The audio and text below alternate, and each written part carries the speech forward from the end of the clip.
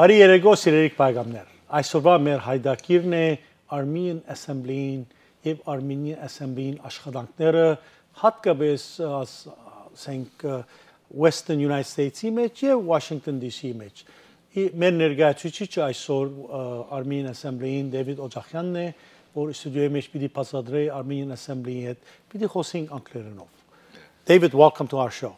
Thank you so much.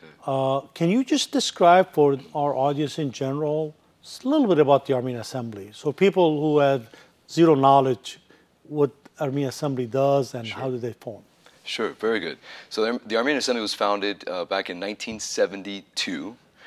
It's headquartered in Washington, D.C. It is the largest nonpartisan, nonprofit Armenian advocacy organization in the U.S., and it's focused on promoting public awareness of Armenian issues, educating our lawmakers, and gaining more support from our lawmakers for the Armenian people, the Armenians from Armenia and the Armenians from Artsakh, building humanitarian and development projects in Armenia, as well as encouraging more participation from the U.S. Armenian population in the U.S. democratic process. But it's not supported by any Armenian organization. It's not part of AGBU, it's not part of Tashnaksutyun, it's just independent. That's correct. That's correct. The Armenian Assembly is independent. That's correct. Yeah. Where does the funding come for Armenian Assembly? From donors, from supporters and membership, from past donors and support. That's really where it comes from. A lot of grassroots fundraising and organizing is really where much of the funding comes from. Yeah. Okay. Yeah. So is it advocacy group in DC only? What about Western United States, which you are a representative of the Western United States? Absolutely. I'm the new Western Region Director. Just started in August, mid-August of this year. And the Armenian Assembly is headquartered in Washington, D.C., and we have an office here in LA. It's right here based in Glendale, right on Brand Avenue. But then, of course, we have volunteer state chairs across the country and volunteer advocates across the country as well that are working at the grassroots level. As well, for in-district meetings, as well as meetings in Washington, as well with members of Congress. Sure. So the D.C. office, yes. I met the director a few times. What is its main mission in D.C.? Sure. So again, following the mission of the organization, which is really promoting public awareness of Armenian issues, gaining more support from the U.S. government, helping bridge, build more, strengthen the ties between Armenia and the U.S. government, and really helping to drive advocacy and awareness within the Armenian diaspora in the U.S. to take action on these issues with our members of Congress and our elected officials at the state and local level as well. Yeah. Is there a cooperation between Armenian Assembly and other organizations to support this type of issues? Let's say you're advocating Armenian interests with Congress, let's say. Do you get support from other Armenian organizations or no? You're on the independent by yourself? Yes, absolutely. Great question. Absolutely. So we've had just to give you an example, we had our Fall Advocacy Summit in Washington, D.C. this past September 25 and 26. We actually were able to honor Paul Ignatius, who's the former Secretary of the U.S. Navy. He's now I believe over 102, I believe. It's 100 years old. Yes, he was one of the first Armenians, if not the first, apparently, Armenians in Glendale, California. He's now, of course, based over on the East Coast in Washington. But we honored him at that event. But that event brought in over 100 advocates from across the U.S. to Washington, D.C. to go and advocate for Armenian issues on Capitol Hill, meet with members of Congress. We had over 300 meetings on the Hill. It was really amazing, but we had a number of sponsors just pledging their support, not financial sponsors, but we had a number of support from many different Armenian organizations across the country. So we did gain, we seek to gain that support and sponsorship for the summit and other events of that nature. And so yes, absolutely, we were able to work with and partner with other organizations. Yeah. What is your job, let's say, here on the West Coast? Sure, very good. So fairly large responsibility, large area. I'm responsible for the Western U.S. Really, I'm the head of the Armenian Assembly's efforts in the West. So whether it is organizing events in various states, of course, here in Los Angeles, primarily the largest concentration of Armenians, but we have Armenians all over the country, all over the world, of course, but all over the country, and many of them are headquartered or are based throughout the Western U.S. So my job really is to help organize events, organize meetings with members of Congress, organize briefings in various communities to help educate the Armenian communities and empower them to then take action on these issues, these congressional issues, congressional Armenian issues. So that is really, in a nutshell. Also, we have an internship program that's based in Washington, D.C. and Yerevan. And so part of my responsibility is helping increase awareness of that program, letting college students know across the U.S. about the program, how they can apply, and what they can participate in with the internship program. And then, of course, it's really the grassroots congressional meetings in district as well as in Washington. So you meet with various congressional leaders or members of Congress, yes, as well as Senate, yes, to advocate Armenian issues. Exactly. What are these issues? What is the board of Armenian Assembly puts as a priority, let's say? Right after this post-war, yes, what's going on with Armenia and, negotiation, trying to make a peace treaty with Azerbaijan, and loss of Artsakh. Where does the Armenian Assembly stand? Yeah, no, very, very great question. So, look, we all know this is the darkest time, some of the darkest times for our people, at least in 100 years. The second Armenian genocide we just witnessed, we lived through it, the ethnic cleansing and genocide of Artsakh. It's been extremely difficult for all of us. Of course, it's been even more difficult for the Armenians of Artsakh. So the priority, first and foremost, is getting as much possible support from the U.S. government for the Armenian people. There are a number of bills in the House right now. There's House Resolution, or H.R. 5686 from Representative Chris Smith in New Jersey, Republican, and there's H.R. 5683 from Representative Frank Pallone, a Democrat, also from New Jersey. Who's been a very long-term supporter of Armenian issues. Absolutely. Past co-chair of the Armenian caucus in Congress. Both of these bills, they're not just resolutions, they are not just statements. These are bills that are calling for funding for the Armenian people. Both of them call for $30 million in funding. So look, the diaspora, all of our organizations are raising money for the Armenian people, right? We also need to get more support from the U.S. government in funding. And so these two bills are doing that. They're also condemning the blockade and the aggression of Azerbaijan, condemning the ethnic cleansing, calling out Azerbaijan for this ethnic cleansing, and calling for support for the Armenians and to prevent these atrocities from happening. Of course, it's very frustrating for all of us that we've had to witness the ethnic cleansing of Artsakh, but these are two bills right now that we can take action to call for our elected officials to do more to support the Armenian people. So those are right up there on the priority list, as well as sanctioning Azerbaijan, as well as enforcing Section 907 of the Freedom and Support Act. I'm not sure how much detail we want to get into, but the Freedom and Support Act, if it's enforced, blocks all U.S. funding to the Azeri military, Azerbaijani military. Every president, every single one, does not matter, Republican, Democrat, does not matter. Every single one since 9/11 has waived that.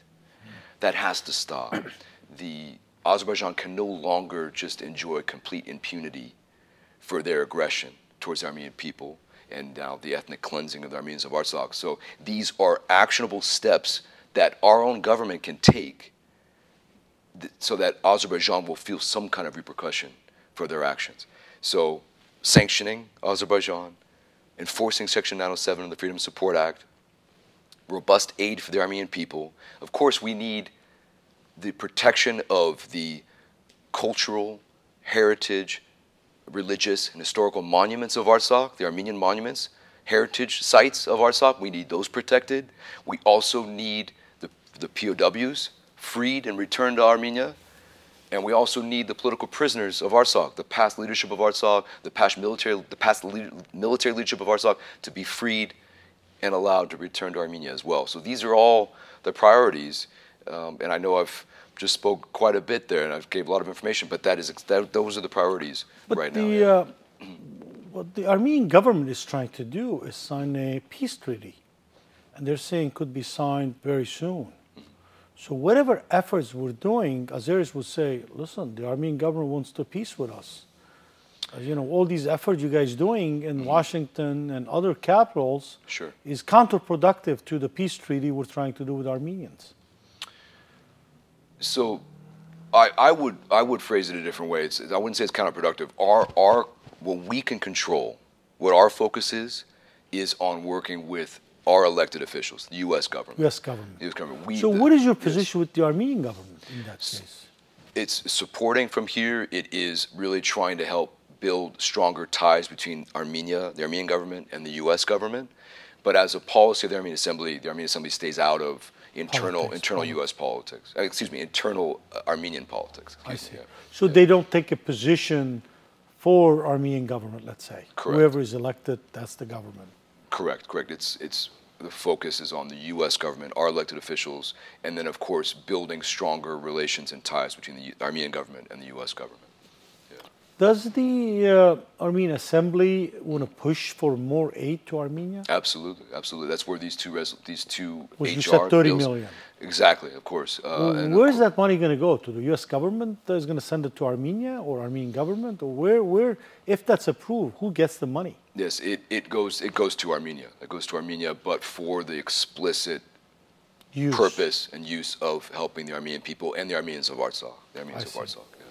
So what is the position of Armenian Assembly? Does Armenian Assembly wants the Armenians of Artsakh to go back to Artsakh?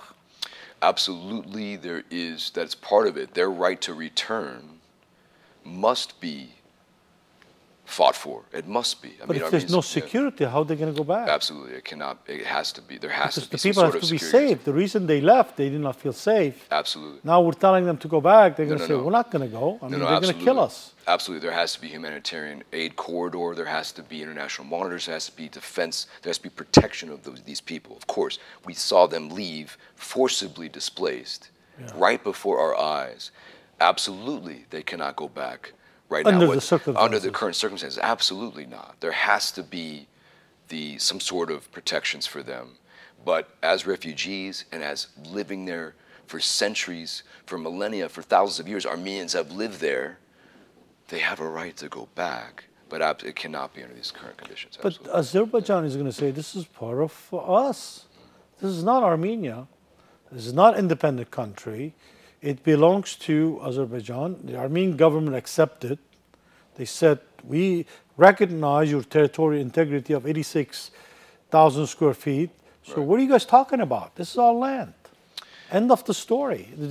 You have no right. You Armenians have absolutely no right because your leader said this belongs to Azerbaijan. Azerbaijan owns it. If they want to come live as a citizen of Azerbaijan, they can, like any other citizen, but we're not going to give them any special privileges or rights. Right. It's very, very challenging times, very, very difficult times for our people. We look back at during Soviet times, there was an independent Artsakh. Yeah, we don't have it now. We lost. Correct. So we look back to the historical precedent there. We look to the historical and cultural and religious monuments there that show the proof that Armenians have been there for hundreds of years. Exactly. So, again, I think it comes back to what we can control here, working with our U.S. government. And that is, we know we can secure funding for the Armenian people from Artsakh. We know that there are routes and tools at our disposal, at the U.S. government's disposal, to ensure the protection of the Armenian people, the Humanitarian Aid Corridor Act, as well as working to secure international monitors for that area. Those are the routes and tools we can work towards to help secure the Armenian people's right to return at some point. Right now, that would be very, very challenging. It cannot happen under these current circumstances. What about these 100,000 or over 100,000 population that's in Armenia currently? Correct. Is there any effort to help them out? Absolutely. Their basic needs as human beings, their housing, food, shelter, whatever they need, because after all, they lost their homes in Artsakh. Yeah, absolutely, absolutely. So, of course, we all know that there's many different organizations in the Armenian diaspora and globally, here in the U.S. as well as globally, that are working to help on the humanitarian aid front for the Armenian people. The Armenian Assembly's focus is more on coordinating those efforts, helping coordinate those efforts from D.C., from here, from across the country, helping to coordinate which organizations would be the right organization to help with those humanitarian needs, for example, because the Armenian Assembly is focused on educating our lawmakers and working to encourage advocacy efforts and things like that within the Armenian American community. So really, it's more of a coordinating focus from the effort from the Armenian Assembly on that front. Yeah. What are some of the key challenges facing the Armenian Assembly today? When in these, as you said, the most challenging time in Armenian history since really genocide. It really is. You know, I think it's like many of the diasporan organizations, right? It's really working to get as many people, as many Armenians and non-Armenians, our colleagues, our friends, coalition partners, involved in helping to take action. Because we really it needs to be a constant effort to stay in front of our members of Congress. It needs to be a constant effort to educate them and also to help get their support on these resolutions. It has to be a constant, ongoing effort. So I think that's one challenge. Obviously, our members of Congress, they're all spread so thin, right? They meet with us, and then they meet with every other organization out there, every other, whether it's a lobby group or not, or a advocacy organization out there for, teachers union, the nurses, the engineers, this, that, right? They're all meeting with so many different people all the time. It's a challenge just to stay in front of them. Keep them focused, Exactly. So I would say that's number one. Then of course, it's just making sure that these are seen and heard, these issues are seen and heard so that these members can take action on them. Yeah. What is your toughest challenge in DC? Money, funding, or advocacy, or grassroots type support? Because a lot of people are probably never heard of it, unless you and I were active in the community, Armenian affairs and American affairs. We know about it, but most people, they go on their work. I don't think they even heard of it. It's true. I think you've said it right there. It's really helping inform, educate and empower the Armenian American diaspora to take action. That is one of the core pillars of the organization, and it's also a core challenge because, as you said, there are so many people that go about their daily lives and either they don't know about it or they're not finding the time to take the action. But really, for the Action Alert Center online, you can do it from your phone in just a couple taps. So it's educating and empowering the Armenian American community to take action and building the coalition partners as well to help. Do you do various events throughout the country? Absolutely. Raise the awareness, let's say, in California, in New Jersey, in Massachusetts, in Midwest. How do you go getting people be aware of it? Yeah, absolutely. So it's community briefings and events across the country. So again, my focus is in the Western U.S. Just last month, we were in Arizona, met with the community there in Scottsdale, Phoenix area, educated them on the current issues, got them taking action on the issues, but also with Zoom and technology now, I've had the opportunity to meet with multiple different Armenian student organizations across the U.S., multiple in Los Angeles area, as well as Fresno, as well as the Bay Area, just empowering them, informing them to take action, informing them about the internship program that's available through the Armenian Assembly, but also informing them with a little mini briefing on the issues and how they can take action. So yes, events. We have a national advocacy summit that we just had in September. That was September 25, 26 this past fall, where we had people fly in, as I mentioned, to Washington to advocate on the Hill. And then organizing in-district meetings as well with members of Congress. So yes, there's events across the country. My focus is on the West. We're going to have a New Year's gathering, actually on MLK weekend, January 14, Sunday, January 14, for any viewers that might be interested. you can go to the Assembly site. It's armenian-assembly.org. You can find out more information there. You can sign up for our newsletter there as well to find out more information. But we have a New Year gathering there, which will be just an opportunity to bring the community together, inform them on the issues, as well as provide an outlook for 2024 and what the priorities are and just how things are shaping up congressionally and for the community. We're going to take a short break. Sure. When we come back, I'd like to ask you, what are the priorities for 2024? It's almost at the end of the year with a few more weeks left. Sure. Obviously, as an organization, you have an agenda for 2024 and beyond. But what are your key priorities that you, as an organization, going to pursue in 2024? Sure. Are these major steps or baby steps, or what are you, the organization, trying to do in 2024? So we'll take a short break. Okay. When we come back, we'll discuss those issues, unless you have other points you want to raise regarding the Armenian Assembly, as you were explaining, its activities and these plans and everything else. In overall, in our community here, because you being new in the Western United States, but also I'm familiar very much with the organization through the previous director, your predecessor, was a good friend of mine. Yeah. So we had him here on the show, and we always enjoy talking to him. Very good. Let's take a short break. When we come back, we'll discuss this further. Սեր պայգամներ, գազ սաթարմը բիդարնենք և բիդի վերատանանք մեր հայդակրին։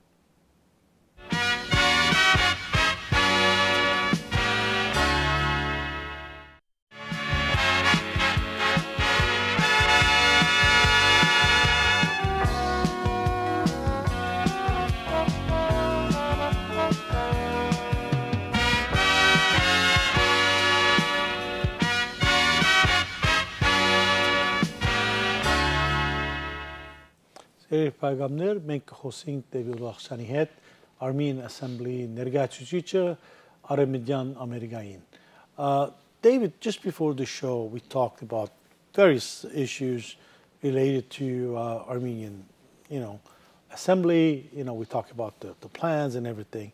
As we're ending the year and a new year is going to start, 2024, what is the organization top priorities for 2024? Very good. So again, it's the Congress continues for another year. So the current bills that are there, 5686 from Chris Smith and 5683 from Frank Pallone, the two members, both they're Republican and Democrat in New Jersey, getting those with critical mass of co-sponsors. We need as many co-sponsors on those as possible so that they have a chance to be placed on the floor for a vote. Building the Armenian caucus in Congress, Congressional Armenian Caucus, getting more members on that. I believe it's around 117 currently on the caucus. It may even be one more. We had one just join recently, but really trying to secure more members for the Armenian caucus.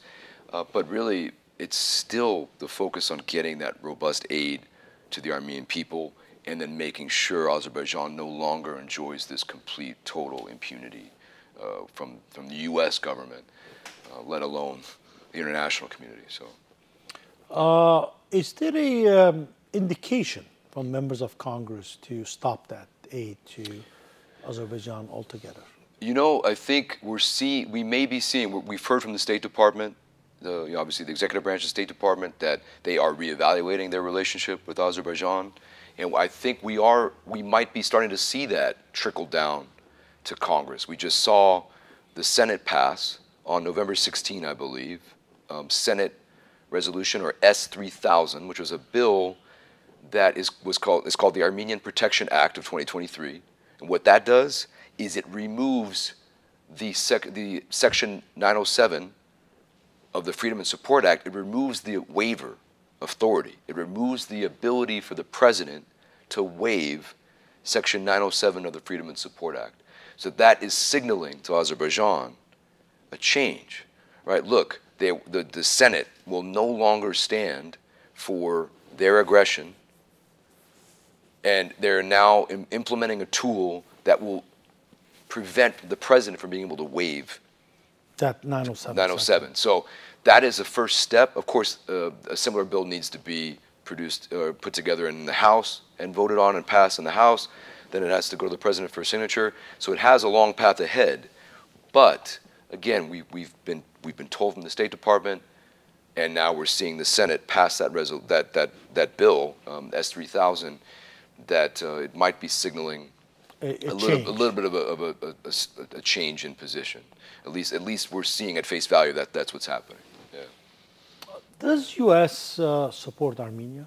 Yes, absolutely. So, but of course, part of our work and other organizations that are involved, that are advocating with the government, you know, the ANC, for example, ANCA, for example, as well as other advocacy organizations across the country, we're always working to secure more funding.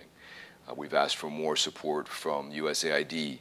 We've asked for more support from the State Department, which is USAID. And of course, we're asking for more support from Congress for the Armenian people in terms of funding, in terms of democracy building, in terms of just stronger relations between the two countries. Yeah. See, Armenia recently, it's changing its policy, its foreign policy at least, from away from Russia and a lot closer to the West, France, you know, U.S. And that might create issue for Armenia because vis-a-vis Russia, who's the big 800-pound gorilla there. But Russia is weak because of the Ukraine war. So Armenia is making that change, coming to the West, because clearly Armenia was defeated badly. Its military, which was dependent on Russia, it turned out to be absolutely ineffective. And the Azeris had superiority because of the weapons they bought from Israel and Turkey, the West basically, not from Russia. With all this thing in picture, how do you see relationship between us, Armenian American community, and Armenia? And how you see U.S. government's relationship with Armenia in this context that I just described? Sure. Well, I think it gives us an opportunity to really focus on Armenia being the one beacon democracy in that whole region. That's definitely been a position of the Armenian Assembly, is really spotlighting that. It's the one Christian democracy right there that is prime for more U.S. support. And that's where we come in, helping to educate our lawmakers and helping to build more advocacy from our volunteer advocates and constituents across the country to ask for more support from the U.S. government. You know, again, the Armenian Assembly stays out of Armenian internal politics, but our focus is on gaining more of that support from the U.S. Support from U.S. government. So, yeah. How do you see 2024 for Armenians? Broad question. We had a very tough the past couple of years, you know, between the war, the aftermath, defeat, everything. How do you see 2024? Is that going to be different for us as Armenians? We hope so. We hope so. I mean, look, in every single congressional meeting, we are making sure it is very clear that Armenia is directly threatened now. Yes. Armenia already was. We saw attacks on Syunik just last year, September of last year.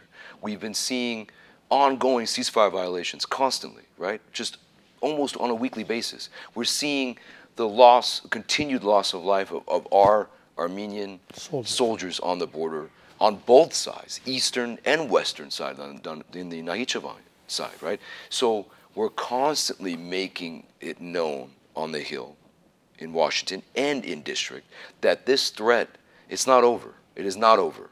So what can U.S. do? Arm Armenia, maybe? Yes. The only way to stop the threat is Armenia being stronger.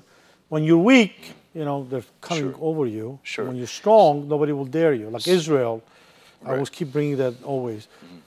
You know, nobody dares to attack Israel. If they do, here's the consequences. We're going to come after you. We're going to beat the shit out of you, basically. And that's what Israel is doing, you know. Right. But Armenia doesn't have that power. Right. But Armenia does have us as the diaspora, right? Where we do have the ability to be their voice. In U.S. In the U.S. In Europe. Exactly, and Europe as well. But obviously our focus is here. So I think for 2024, we hope, we pray that there is no aggression on the Republic of Armenia. And we hope and we are working towards those concrete steps that I've outlined, right? The actionable steps the government can take to hold Azerbaijan accountable, as well as to provide funding for the Armenian people. And then, of course, yes, more international presence in Armenia is only going to be a positive to help curtail potential attack from Azerbaijan. And so that is something we ask from the U.S. government, whether it's international monitors, whether it's helping with the democracy building. We've seen the U.S. send military training and things like that. These are all positive steps towards helping protect Armenia. Of course, it's not necessarily within our control to have the U.S. send arms and things like that, and that's not something that's really within the realm of the work of the Assembly, but it is continuing to ask for that support from our electeds. David, what are the responses from congressional leaders and Congress when Assembly talks with them? I mean, are they open? Are they receptive? Or they're like worried, concerned? What is the feedback from these meetings? Great question.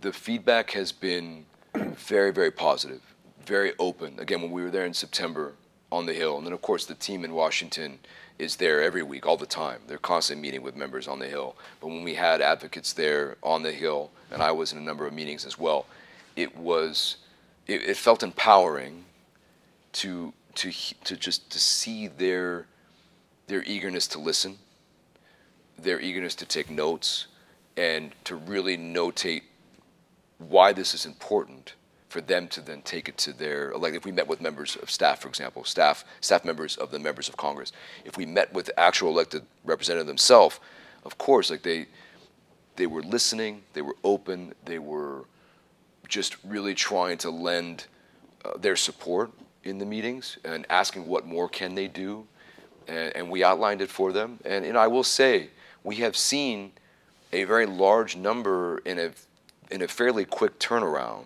number of resolutions, first that were condemning the blockade, and then these bills that are calling for funding. They were put together fairly quickly, given the emergency that was happening. And then on top of that, we've seen many, many letters from members of Congress, House and Senate, that have been sent to Blinken, Secretary of State Anthony Blinken, as well as to Biden, calling for them to do more. So this support, we have seen a fairly quick turnaround. Now it's up to us, the Armenian Americans, and our coalition partners, friends, family, and so on, to just continue to keep the spotlight on these things and to continue to call for more support. It's a process. It is a long process on these things, and we know that it can be frustrating for us sitting here, for the everyday American. We've witnessed this horrible atrocity happen to our people, but again, that's why it just reinforces the fact we have to continue to stay in front of them so that it can move along the process. It can be voted on, these bills, and the funding can get there to the Armenian people. Yeah. Does Armenian Assembly advocates a pretty large support, financial, military, to Armenia? So again, to strengthen Armenia's military, let's say. Because Armenia is weaker now because of the war, lost a lot of its weapons in the war, was destroyed. And Azerbaijan, militarily superior now with all its new weapons that they purchased. Because of the oil revenues they have, they use fair amount of that into arming themselves to the teeth to the detriment of Armenians. So the only way to counterbalance that, Armenia has to be strong militarily. Do you guys advocate that, saying to Congress, look, you got to arm Armenia? So no, as a 501c3, that is definitely not within the realm of the work of the Assembly, or the focus, but financial funding certainly is. And it's more for the betterment of the Armenian people, the refugees from Artsakh, helping make sure they have the funding that's needed to support them. That's the main focus from the government. It's, again, internal politics and military and things like that is definitely not within the realm of the focus of the Armenian Assembly as a 501c3 nonprofit. Yeah. Do you have a a political arm besides the nonprofit entity itself that can do political lobbying and things like that? So it's more so advocacy. It's more so educating our members of Congress, given 501c3 status.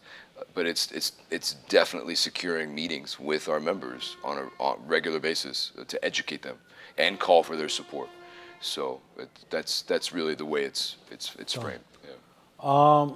So you said you cooperate with other Armenian organizations. In what aspect you cooperate with them? In pushing the agenda or lobbying efforts? I mean, let's say if you go sit down tomorrow with ANCA, what do you guys talk about? What do you try to do?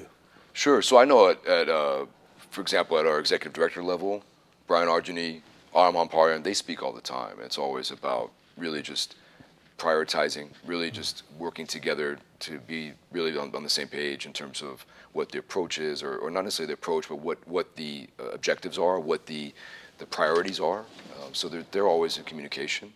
But in terms of other organizations, it's really more so on that advocacy grassroots level to help build more of that advocacy and support from within the community across the country. So the example would be with our National Advocacy Summit. We had dozens of sponsorship organizations that were helping to encourage their membership to come to Washington to advocate together. So that's really where it comes from. And then on the other end, it's the coordination between the organizations. The Assembly can help coordinate. Okay, look, humanitarian aid, definitely go through this organization. Democracy building, we'll work on that with the U.S. government. So it's things like that. Do you have good relation with U.S. government officials? Absolutely. Overall? Absolutely, yes. State Department and congressional leaders. Congressional leaders, okay. Those are your two main contacts? Correct. Yeah. The members of Congress and the State Department? Correct. And other government agencies within the State Department? Correct.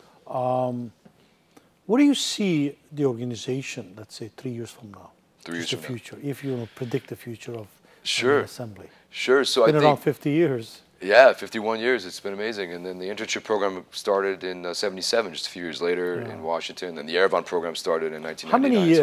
How many interns Armenian Assembly has? It's over 1,100. 1,100. Since the beginning, since it started. Yeah. How many they take every year? It ranges, but 20 to 25 for Washington, and then upwards of 15 to 20 for Yerevan. Yeah. Wow. And it's great. They have the opportunity. So you have an office in Yerevan? Yeah, we do. The Armenian Assembly has an office in Yerevan. Okay, yes. good. Yes. So and you take students from here to Yerevan? Correct. To get a flavor of the government, how it works. Correct. They're able to work, whether it be in some of the ministries there, or for media organizations there, for other NGOs that are there in Armenia. Same thing in Washington. It's working in Washington, in the whole infrastructure of Washington. And with the government, there's every industry available, from agriculture to computer science, cyber technology, finance, media, you name it. So it's a great opportunity for these students. The deadline actually just passed yesterday, but for students to apply. For students to apply, but if people are interested, they can certainly contact the Assembly. What is the criteria? I mean, what are you looking for when somebody applies? Sure. And then, of course, we can come back to the prior question. But, I started talking about the internship, so I appreciate that. Yeah. We accept freshmen all the way up to grad students for both programs. And the application process, we require a resume, cover letter, a couple recommendations, 2 recommendation letters for Washington, and then there's an application fee as well once you're accepted.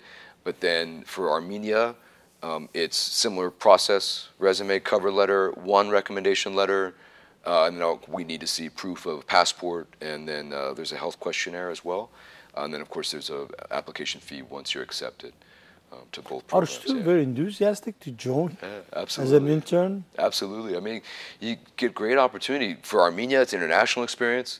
And for Washington, I mean, look, if someone's studying law, for example, of course, there's many different industries available. But if someone is studying law, to be a lawyer. Yeah, what better place to go get an internship than where the laws are made, right? Whether it's for a member of Congress or for a law office in town.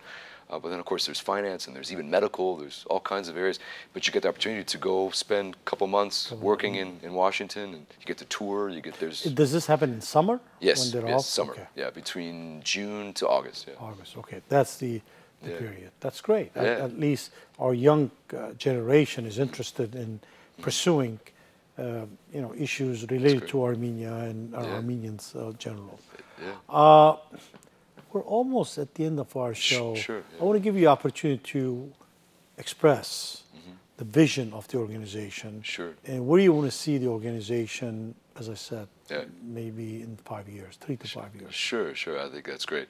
And it's something that I was thinking about in the interview process for this role, and then just constantly on my mind trying to keep notes and to be thinking about moving forward. For me, obviously my sphere or my work is focused in the West. In the West. Yes, I'm aware of that. I do go to Washington a couple times a year for the advocacy summits that we have or other meetings and things that we're having in Washington, and that's really a great opportunity to be there as well. But in the West, what I envision is more awareness of the Armenian Assembly, continuing to build the advocacy base throughout the entire West. Of course, right here, Los Angeles, we have the largest concentration of Armenians outside anywhere in the world, right? Outside Russia, Armenia, right? But and so that's great. So building it here in Los Angeles, but as well as I really aim to build support just across the West, from Colorado to Utah to Nevada to Arizona to Pac Northwest, Washington, Oregon. You name it, just really continuing to build the network of Armenians and the advocates for the Armenian cause across the West. So having that continue to build, and then really to bring in more young people as well to take action. This is not something that's just for retired people. This is not something that's just for... You need younger generation. Right, so we want to make sure... Not somebody in their 70s. Right, but I mean, look, retired. All ages are important, but I envision even more, and it's also a goal of the Assembly as well. Like, I envision even more young professionals involved, more students involved, college students, even high school students, whether it be the internship program or actually going and taking action in the community. So those are really two areas of focus that I see, and I envision building just organically through advocacy and grassroots efforts. Do you have some membership? Yes. What's your membership number? I mean, is it thousands? Is it hundreds? What is the number? Yeah, it's around that thousands range. I mean, it's but we're always working to build the membership base, of course, and you see, of course, where there's large concentrations of Armenians. Let's say in Los Angeles, you should have no problem getting exactly Armenians California got plenty of members. Well, not plenty. We're always seeking new members, right? Because membership, grassroots efforts, and involvement like that really drives the advocacy work. Really drives the work, right? So building membership across the country is a key priority as well, and I appreciate you bringing that up. Sure. Yeah. Do you make any advocacy efforts in Sacramento? Absolutely. In our state capital? Absolutely. It can be local issues related to the West. Exactly. Whether it's local bills, things from the past, for example, stopping funding stopping investment in Turkey, things like that. Other bills at a local level or state level, absolutely. And then, of course, there's April 24 commemoration every year, getting advocates to go to Sacramento for the commemoration there. That's always going to be important. And you know what? We need to call on more from our electeds in Sacramento as well in terms of support for Armenia, given these challenges we're facing now. As the state with the largest population of Armenians in the U.S. And the Armenian caucus within the state legislature, we need to be calling on more support from them as well. Yeah. So. Obviously, as you said, and I agree with you, is the probably toughest time for Armenians, at least in my lifetime. I wasn't there during Armenian genocide, obviously. Right. Where my grandparents used to tell me it was horrible for Armenians. And all the people left Turkey, came to Middle East and U.S. and so forth. So is this the toughest time in our lifetime as Armenians, as Armenian Americans? I mean, I would agree. It's certainly up there. I mean, we've seen so many tragedies really befall our people, right? Especially since 2020. The war. The war in Artsakh, the explosion in Lebanon. Obviously, that rocked the Armenian community in Lebanon as well. There's a very high concentration of Armenians there. Then, of course, this latest blockade and then aggression and forced displacement of the Armenian people and genocide of the Armenian people from Artsakh. You know, it's just been one tragedy. Is this like a another. perfect storm? Or, I mean, what caused all this? That all of a sudden, we thought we were on top of the world. Armenia won all the wars. You know, we have Artsakh and all the areas around it. All of a sudden, overnight, everything disappeared. Went from, so to speak, feel good to complete loss. Right, very, very what challenging happened? time. I wonder what happened. Yeah, and I think that's why we need to continue to double down. We need to continue to double down on our efforts, and it's advocating with our government at all levels, but it's also within the community across the board, all the organizations. We need to continue to support organizations that are helping the Armenian people on the ground. And we have to continue to double down on that, to strengthen Armenia so that Armenia can be around for Do you fearful more Armenia may not be around?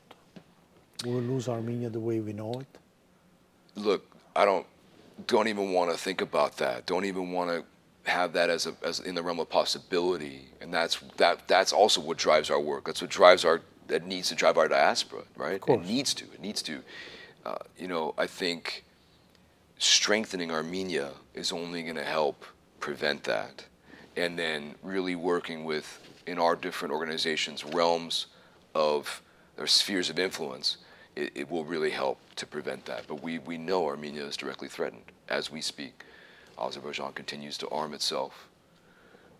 We know reports of these shipments of arms continuing to come to Azerbaijan. But then again, that's why we have to continue to double down on all of our efforts.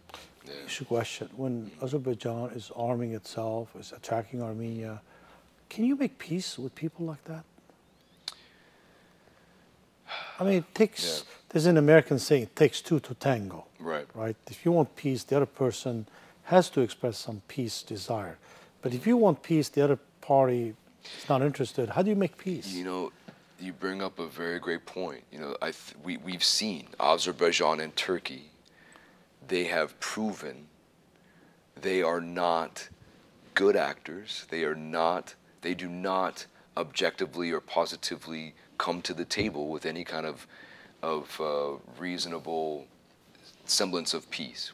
They've proven that by their actions. Right. Moving forward, all we can continue to do is advocate and lobby and work with our government to do more to help Armenia. So, again, the Assembly stays out of the internal politics of Armenia, but we've seen by their actions, and they're very transparent about their aggression. They're vocal about it. Very transparent about it, right? And they have backed up all of their aggression. We literally communicate this in every congressional meeting that they have actually carried out everything they've said they're going to do. Yeah. Well, thank you for your time. Thank you so much. I know you're going to travel to Bay Area. We wish you a safe travels. Thank you so much. Wish you a happy holidays. Yes. It's coming very soon. Yes. And we wish Armenian Assembly success. Thank you so much. Because their success is Armenia's success and Armenia's success. Absolutely. So thank you for your time. Thank you so much for having me and for spotlighting the West region, the Armenian Assembly, and the Armenian Assembly's work. And you said it so well. It's the benefit. It benefits the entire Armenian community for all of our organizations to thrive. So thank you so much. Thank you. Սիրելի բարեկամներ, այսօր մենք կփակենք մեր հայտակիրը, շնորհակալություն կուզենք հայտնել Դեյվիդին, Armenian Assembly ներկայացուցիչը Արմենիան Ամերիկայի մեջ եւ հույսով ենք կմոտենանք ավելի կարևոր հարցիմը հարաճիգա շաբաթներուն արդեն դարին almost վերջավորության է, սո գմախտեմ ձեզի հաջողություն։ Գիշեր բարի։